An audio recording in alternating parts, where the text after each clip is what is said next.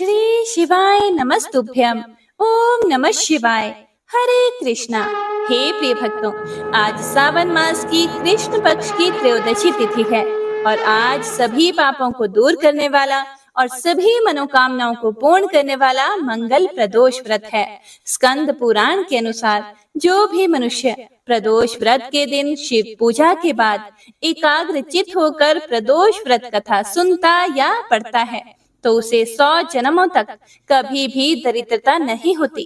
भौम प्रदोष व्रत और इसकी कथा का श्रवण करने से न केवल समस्त पापों का नाश होता है बल्कि पुण्य और मोक्ष की भी प्राप्ति होती है। भगवान शिव जो त्रिलोकेश्वर हैं, जिनका केवल स्मरण ही संकटों को हरने के लिए पर्याप्त है, उनकी आराधना से कलयुग के तमस से मुक्ति मिलती है। इस व्रत को करने वाला, भगवान शिव की कथा सुनने वाला व्यक्ति कभी भी किसी संकट में नहीं पड़ता। उसकी दरिद्रता, रोग, संकट, ग्रह क्लेश सब समाप्त हो जाते हैं और जीवन सुख, शांति और समृद्धि से भर उठता है। हे प्रिय भक्तों, तो आज हम मंगल प्रदोष व्रत के इस पावन अवसर पर भगवान शिव की इस दिव्य कथा का रसपान करते हैं और कथा को सुनकर भोलेनाथ के आशीर्वाद से अपना जीवन सुखमय और मंगलमय बनाएं। जय श्री गणेश। जब श्री सूत जी महाराज अपने श्री मुख से अमर कथाएं कह रहे थे, तब महर्षि गर्गाचार्य ने प्रदोष व्रत का विधान, महात्म्य और इसके बारे में कथा कहने का उनसे आग्रह किया, उनसे अनुरोध किया। तब श्री सूत जी महाराज ने व्रत का विधि विधान बताया था, जो कि सोमवार के दिन शिव जी की पूजा के समान होता है। इस व्रत को करने से देवों के देव महादेव अति प्रसन्न होकर दुख दारिद्र्य को दूर करते हैं और मनोवांछित फल देते हैं। इस व्रत को करने वाला अंत समय में शिवलोक को प्राप्त होता है। अंत में श्री सूत जी महाराज बोले, अब मैं आपको आपकी इच्छा अनुसार कथा भी बताता हूँ, इसीलिए सब लोग ध्यान पूर्वक श्रवण करें। एक समय की बात है, विदर्भ राज्य में एक ब्राह्मणी रहती थी। वह रानी की सेवा किया करती थी और उसका पति देवव्रत राजा की सेवा किया करता था। रानी के एक पुत्र हुआ, उसका नाम धर्मगुप्त रखा गया। ब्राह्मणी रानी की सेवा करती थी, इसीलिए उसे राजकुमार धर्मगुप्त को पालने का भी काम सौंप दिया गया। ब्राह्मणी राजकुमार धर्मगुप्त से अपने पुत्र की तरह ही प्यार करती थी, अपना पुत्र ही मानती थी।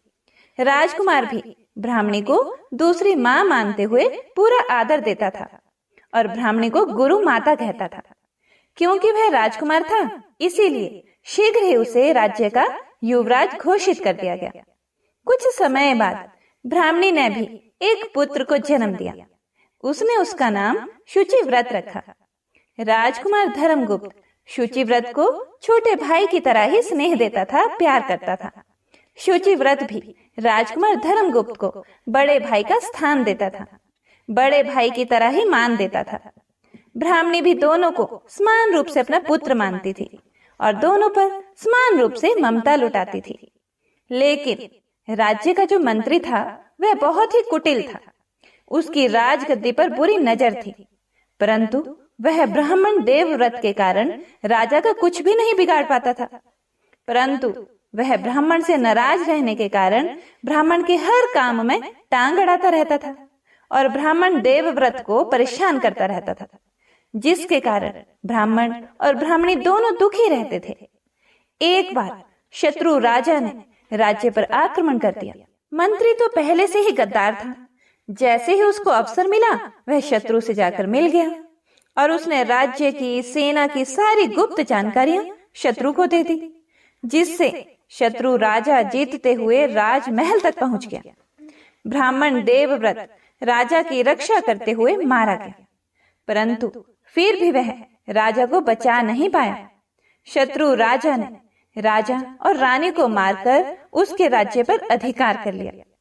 कुटिल मंत्री राजकुमार धर्मगुप्त और ब्राह्मणी को मारने के लिए ढूंढने लगा। ब्राह्मणी को जब इसकी सूचना मिली तो वह अपने बड़े पुत्र राजकुमार धर्मगुप्त और अपने छोटे बेटे शुचिव्रत को लेकर जंगल में जाकर छुप गई। घोर विपत्ति के कारण दुखी होकर वह अपनी वह अपने पुत्रों की रक्षा के लिए पुत्रों को साथ में लेकर जंगल में झोंपड़ी बनाकर रहने लगी, क्योंकि अब उनके पास कुछ भी नहीं था।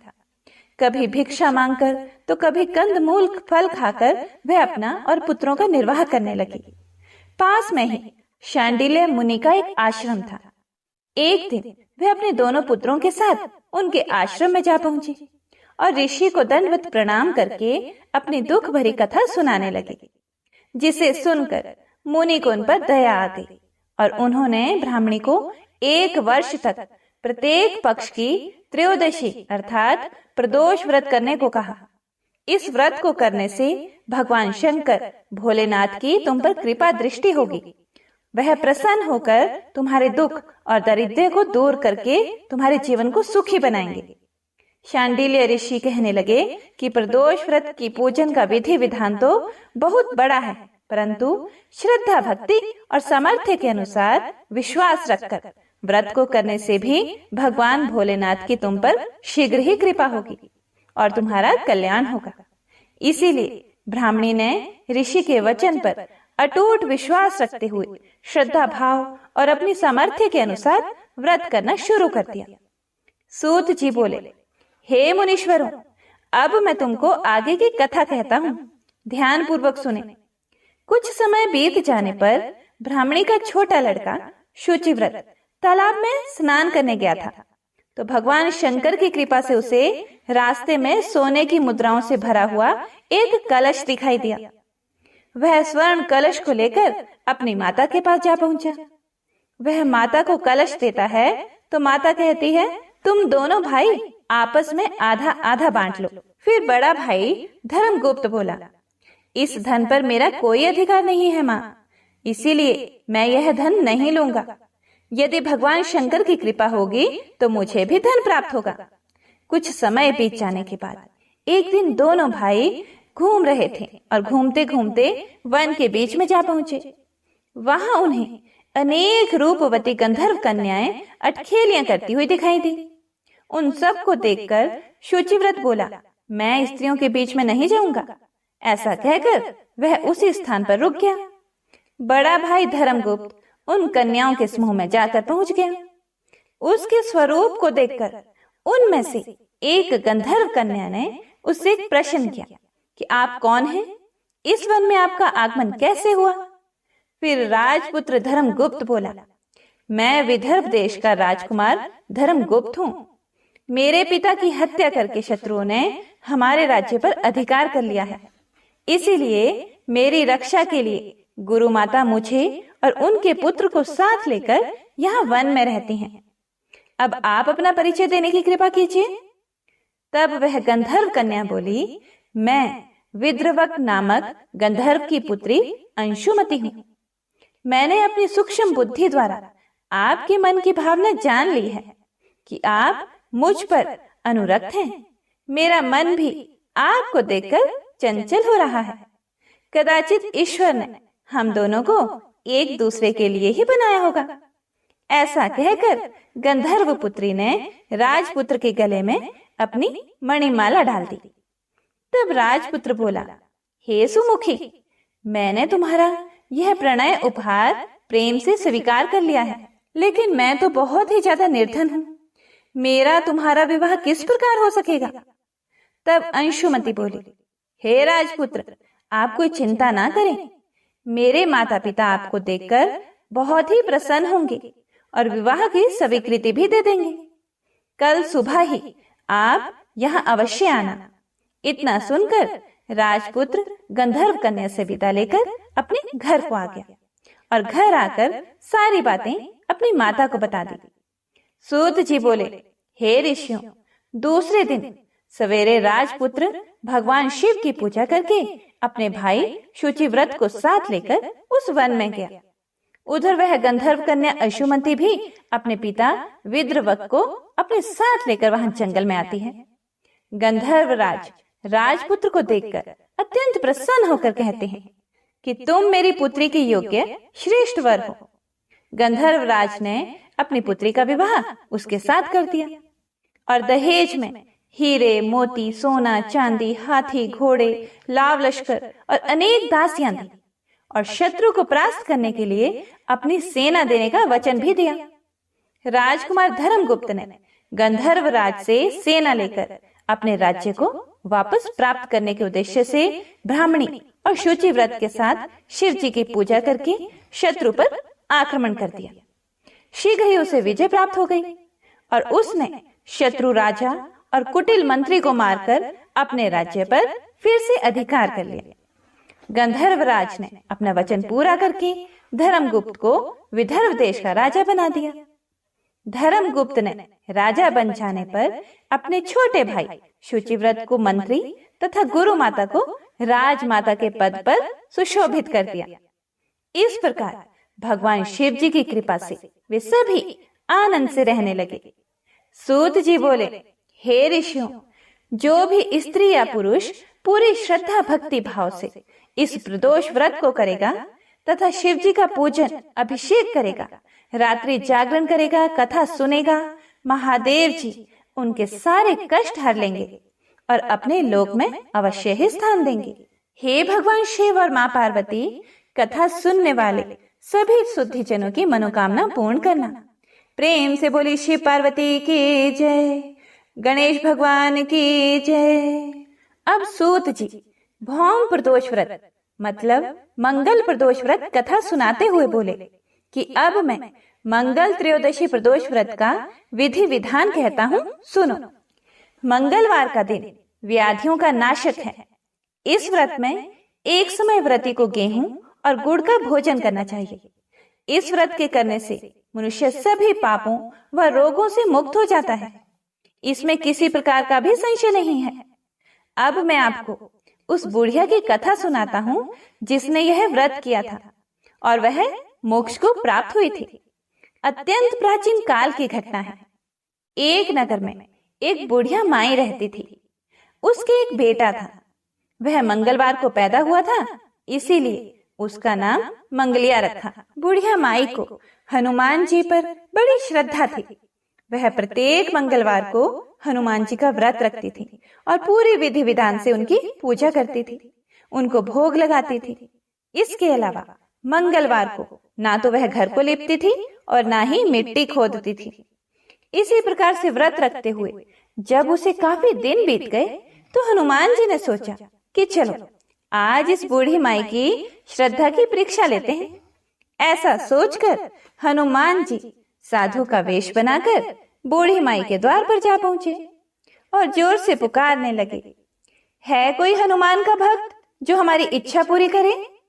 साधु की आवाज सुनकर बूढ़ी माई बाहर आई और साधु वेशधारी हनुमान जी से पूछा, क्या चाहिए महाराज?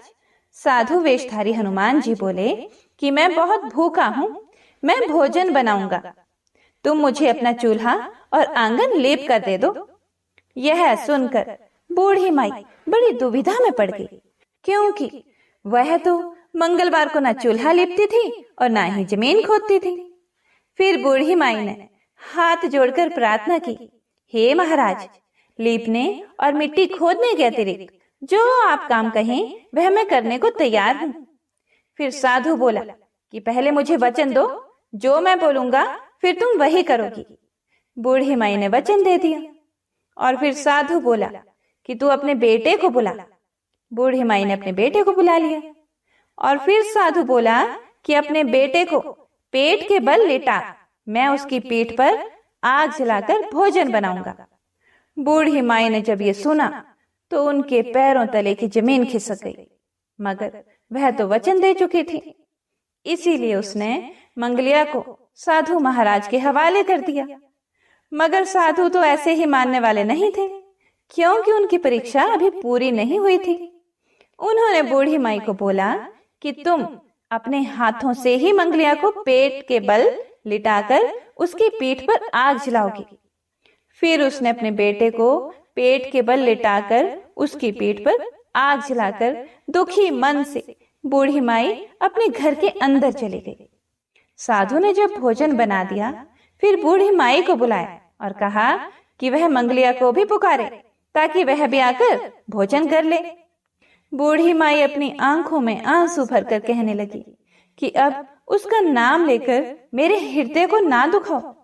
मैंने अपने हाथों से अपने बेटे को अग्नि के हवाले किया है, लेकिन साधु महाराज ना माने। बूढ़ी माई को भोजन के लिए मंगलिया को पुकारना ही पड़ा। पुकारने की देर थी कि मंगलिया बाहर से हंसता हुआ घर में दौड़कर आ गया। मंगलिया को जीता जागता देखकर बूढ़ी माई को सुखद आश्चर्य हुआ। उनकी खुशी का ठिकाना न रहा। वह अपने बेटे सहित साधु महाराज के चरणों में गिर पड़ी। फिर साधु महाराज ने उसे अपने असली रूप में दर्शन दिए। हनुमान जी को अपने आंगन में देखकर बूढ़ी माई को लगा कि उसका जीवन सफल हो गया। तब हनुमान जी ने बूढ़ी माई को भक्ति का और सर्व सुख का आशीर्वाद दिया और अंतर्ध्यान हो गए। हे हनुमान जी महाराज, जैसे अन्न के भंडार और सर्व सुख बूढ़ी माई को दिया, वैसे ही इस कहानी को सुनने वाले, सुनाने वाले और हुंकारा भरने वाले सब पर कृपा करना, सबके भंडार भरना। कहानी अधूरी हो तो पूरी करना, पूरी हो तो मान करना। प्रेम से बोलिए बजरंगबली भगवान की जय। हर हर महादेव। आइए अब सुनते हैं गणेश जी की कथा। एक गांव में एक डोकरी रहती थी, मतलब कि एक वृद्ध औरत रहती थी। उसकी बहू थोड़ी सी पागल जैसी, बावली जैसी रहती थी। उसे भूख बिल्कुल भी सहन नहीं होती थी। वह रोज सुबह उठकर सबसे पहले खाना खाती थी, फिर दूसरे काम करती थी, जैसे झाड़ू वगैरह जो भी घर के काम होते हैं। एक दिन उनके यहाँ पूजा होनी थी और पूजा के लिए खाना बनाना था। तो वृद्धा ने सोचा कि यह तो सुबह उठकर सबसे पहले खाऊं खाऊं करेगी और सारा खाना जूठा कर देगी। तो वृद्धा ने एक उपाय सोचा। पहले के टाइम में कुएं से पानी लेकर आते थे, तो उसने क्या किया, उसने पानी के मटके के नीचे एक छोटा सा छेद कर दिया और बहू से कहा कि आज पूजा है, तू सुबह से खाऊं खाऊं मत करियो, तू पहले पानी भर कर ला, फिर कुछ खा लियो। बहू ने सास से कहा कि ठीक है माँ, और वह पानी भरने के लिए चली गई। बहू भी थोड़ी सी समझदार तो थी। उसने देख लिया था पहले ही कि सासू जी ने मटके में छेद कर दिया है। तो उसने क्या किया, जब वह घर से निकली तो उसने साड़ी में आटा बांध लिया। बहू पानी भरने कुएं पर आई तो उसने वहां पर सबसे पहले अपनी साड़ी में बंधा हुआ आटा निकाला, फिर पनघट पर उसे गूंथ लिया और उसकी बाटियां बना ली। वहीं गांव में पास में ही कुआं था, वहीं पास में शमशान भी था। वहां एक मुर्दा जलाया जा रहा था, तो उसकी आंच में उसने वह बाटियां सेक ली। और पास में ही एक गणेश जी का मंदिर था। मंदिर में किसी ने गणेश जी को चोला चढ़ाया था, तो गणेश जी की तोन में घी लगा हुआ था। उसने उस घी से बाटियां चौपड़ कर एक बाटी का भोग गणेश जी को लगाकर उसने वह बाटियां खा ली। उसके बाद उसने आराम से पानी भरा और फिर वह आराम से अपने घर चली गई। इधर गणेश जी ने क्रोधित होते हुए नाक पर उंगली चढ़ा ली। फिर उसके बाद कोई उधर से निकला तो उसने देखा कि गणेश जी ने नाक पर उंगली चढ़ा रखी है। तो उसने गांव में जाकर सबसे कह दिया कि गणेश जी ने नाक पर उंगली चढ़ा ली। अब गणेश जी की नाक से उंगली उतारने के लिए सब प्रयास करने लगे। कोई गणेश जी के पाठ करने लग गया, कोई हवन कर रहा था, कोई जाप करने लग गया ताकि गणेश जी की नाक पर से उंगली हटा ले। पर गणेश जी ने नाक पर से उंगली नहीं हटाई। अब यह बात धीरे धीरे राजा तक पहुंच गई कि गणेश जी ने नाक पर उंगली चढ़ा ली है। राजा ने बड़े बड़े पंडित और ज्योतिष बुलवाए। उन्होंने पंचांग देख लिए, सब कुछ कर लिया, पर वह भी गणेश जी की नाक से उंगली नहीं हटा पाए। अब राजा ने पूरे राज्य में मुनादी करवा दी कि जो भी गणेश जी की नाक पर से उंगली हटवाएगा उसे 5 गांव की जागीर दे दी जाएगी। अब राज्य में सभी लोग अपनी अपनी तरफ से प्रयास करने लग गए। गणेश जी ने फिर भी नाक से उंगली नहीं हटाई। सब थक हार गए। आखिर में डोकरी की बहू बोली कि माँ साहब, आप कहो तो मैं गणेश जी की नाक से उंगली हटा सकती हूँ।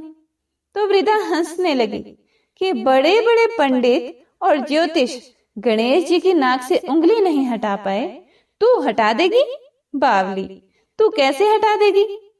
तभी एक आदमी ने कहा कि एक बार इसे भी मौका दे दो, इसको भी प्रयास करने दो, इसको भी देखने दो, हो सकता है कि यह गणेश जी की नाक पर से उंगली हटा दे। फिर उन्होंने कह दिया कि चलो तू भी कर ले, एक बार कोशिश कर ले। बहू ने कहा, पर मेरी एक शर्त है कि मेरे घर से गणेश जी के मंदिर तक एक बड़ा पर्दा लगाया जाए। तो लोगों ने कहा ठीक है, और घर से मंदिर तक पर्दा लगवा दिया गया। तो उसके घर से लेकर मंदिर तक पर्दा लग गया। अब बहू ने क्या किया, जब वह घर से निकली तो उसने सबसे पहले अपने घाघरे में मतलब पेटीकोट में धोबना यानी कपड़े धोने का जो हथियार होता है, धोना जिससे कपड़े कूटते हैं, छिपाकर मंदिर गई। मंदिर में ढोबना निकालकर गणेश जी से बोली, कारे कारे गणेशिया, आटो लाई म्हारे घर से, पनघट पर आटो ओसन के ऊनी की बाटियां बनाई, मरिया मुर्दा की आग से उन्हें सेकी, थारी तोंद में से जरा सो घी ले लियो तो तूने नाक पर उंगली चढ़ा ली। नाक पे से उंगली हटा रही हो कि नहीं, नहीं तो दूं एक धौनारी, अभी थारा टुकड़ा टुकड़ा हो जाएगा। बहू की बात सुनकर गणेश जी डर गए। उन्होंने सोचा कि ये तो बावली है, सही में मार देगी, तो क्या करूंगा, इसका तो कोई भरोसा नहीं है, सच में ही मार देगी। और गणेश जी ने फट से नाक पर से उंगली हटा ली। अब तो पूरे गांव में डोकरी की बहू की जय जयकार होने लगी कि डोकरी की बहू ने गणेश जी के नाक से उंगली हटवा दी। राजा ने अपने आदेशानुसार 5 गांव जागीर में दिए। हे गणेश जी महाराज, जैसे उस डोकरी की बहू को दिया वैसे सबको देना। कथा को सुनने वाले, सुनाने वाले और हुंकारा भरने वाले सबको देना। कथा अधूरी हो तो पूरी करना, पूरी हो तो मान करना। तो प्रेम से बोलिए गणपति महाराज की जय। हे प्रिय भक्तों, तो आइए अब सुनते हैं लपसी और तपसी की कहानी। यह एक पौराणिक लोक कथा है। इस कथा के अनुसार एक लपसी था तथा एक तपसी था। तपसी सदैव भगवान की तपस्या में लीन रहता था और लपसी रोजाना 1.25 सेर की लापसी बनाकर भगवान का भोग लगाकर खा लेता था। एक दिन वह दोनों लड़ने लगे। तपसी बोला, मैं रोजाना भगवान की तपस्या करता हूँ, इसीलिए मैं बड़ा हूँ। तो लपसी बोला कि मैं रोज भगवान को 1.25 सेर लापसी का भोग लगाता हूँ, इसीलिए मैं बड़ा हूँ। तभी देव मुनि और परम वैष्णव ब्रह्मा जी के मानस पुत्र और महाज्ञानी नारद जी वहां से गुजर रहे थे। उन्होंने लपसी और तपसी दोनों को लड़ते हुए देखकर उनसे पूछा कि तुम दोनों क्यों लड़ रहे हो।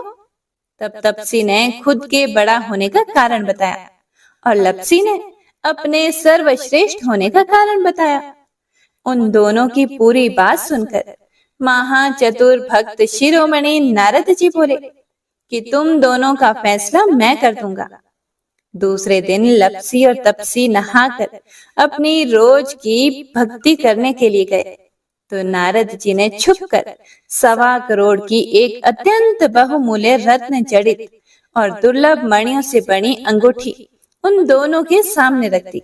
हे प्रिय भक्तों, तपसी की नजर जब अंगूठी पर पड़ी तो उसने चुपचाप अंगूठी उठाकर अपने नीचे दबा ली। लपसी की नजर अंगूठी पर पड़ी, लेकिन उसने ध्यान ही नहीं दिया और भगवान को भोग लगाकर लापसी खाने लगा।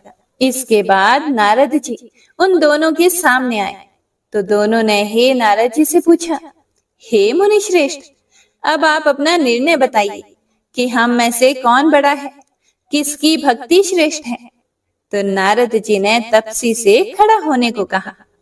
जब वह खड़ा हुआ तो उसके नीचे दबी अंगूठी उन्हें दिखाई पड़ी। नारद जी ने तपसी से कहा कि तपस्या करने के बाद भी तुम्हारी चोरी करने की आदत नहीं गई, इसीलिए लपसी बड़ा है और तुम्हें तुम्हारी तपस्या का कोई भी फल नहीं मिलेगा।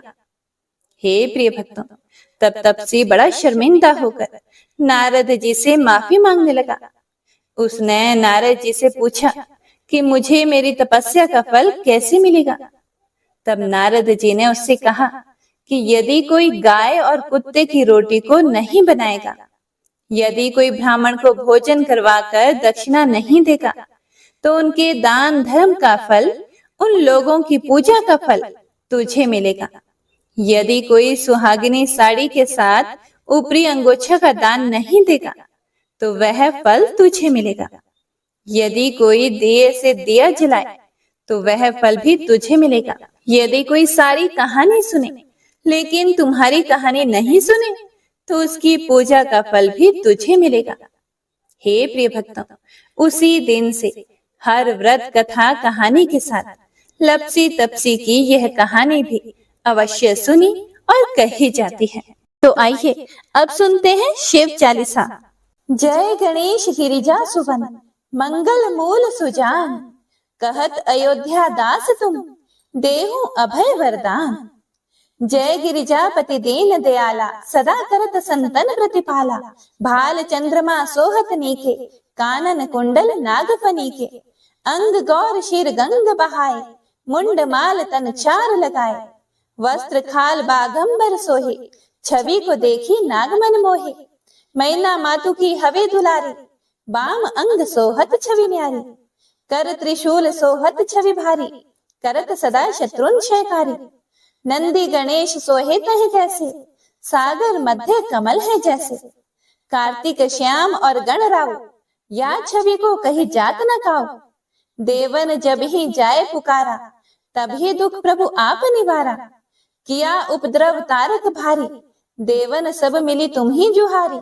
तुरत छड़ानन आप पठायो, लव निमेष महामारी गिरायो।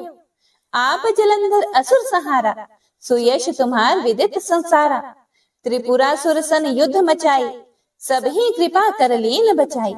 किया तप ही भागीरथ भारी, पूरब प्रतिज्ञा तासु पुरारी। दानिन मह तुम सम कोई नाही, सेवक स्तुति करत सदाही।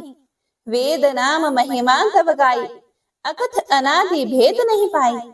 प्रकटी उधती मंथन में ज्वाला, जरत सुरासुर भय विहाला। किन्हीं दया तह करी सहाय, नीलकंठ तब नाम कहाई। पूजन रामचंद्र जब किन्हा, जीत के लंका विभीषण दिन्हा। सहस कमल में हो रहे धारी, किन्ह परीक्षा तभी पुरारी। एक कमल प्रभु राखे जोई, कमल नयन पूजन चह सोई। कठिन भक्ति देखी प्रभु शंकर, भय प्रसन्न दिए इच्छित वर। जय जय जय अनंत अविनाशी, करत कृपा सबके घटवासी। दुष्ट सकल नित मोहि सतावे, भ्रमत रहूं मोहि चैन न आवे। त्राहि त्राहि मैं नाथ पुकारो, यही अवसर मोहि आन उबारो। लई त्रिशूल शत्रुन को मारो, संकट से मोहि आन उबारो। मात पिता भ्राता सब होई, संकट में पूछत नहीं कोई। स्वामी एक है आस तुम्हारी, आए हरहु मम संकट भारी। धन निर्धन को देत सदाही, जो कोई जांचे सो फल पाही। अस्तुति के ही विधि करें तुम्हारी, क्षमो नाथ अब चूक हमारी। शंकर हो संकट के नाशन, मंगल कारण विघ्न विनाशन। योगी यति मुनि ध्यान लगावे, शारद नारद शीश नवावे। नमो नमो जय नमः शिवाय, सुर ब्रह्मादिक पार न पाए। जो यह पाठ करे मन लाए, तापर होत है शंभु सहाय। ऋणिया जो कोई हो अधिकारी, पाठ करे सो पावनहारी। पुत्रहीन कर इच्छा जोई, निश्चय शिव प्रसाद ते ही होई। पंडित त्रयोदशी को लावे, ध्यान पूर्वक होम करावे। त्रयोदशी व्रत करे हमेशा, ताके तन नहीं रहे कलेशा। धूप दीप नैवेद्य चढ़ावे, शंकर सम्मुख पाठ सुनावे। जन्म जन्म के पाप नसावे, अंत धाम शिवपुर में पावे। कहे अयोध्या दास आस तुम्हारी, जानी सकल दुख हरहु हमारी। नित नेम कर प्रातः ही, पाठ करो चालीसा। तुम मेरी मनोकामना, पूर्ण करो जगदीश। मगसर छठी हेमंत ऋतु, संवत 64 जान। अस्तुति चालीसा, शिव ही पूर्ण केल कल्याण। ओम नमः शिवाय। हे प्रिय भक्तों, तो यह थी आज की संपूर्ण व्रत कथा। उम्मीद है आप सभी भक्तों ने पूरे भक्ति भाव और प्रसन्न चित मन से कथा को पूरा सुना होगा। कथा पसंद आए तो लाइक शेयर कमेंट जरूर कीजिएगा और हाँ, हमारे चैनल पर सावन मास महात्म्य की कथाएं भी सुनाई जा रही हैं, तो आप सभी भक्तजन एक बार इन कथाओं को भी जरूर सुनिएगा और भगवान भोलेनाथ और माता पार्वती का आशीर्वाद प्राप्त कीजिएगा। आप सभी की मनोकामनाओं को भगवान पूर्ण करें, ऐसी हम मंगल कामना करते हैं। तो एक बार सभी भक्तजन प्रेम से बोलिए हर हर महादेव।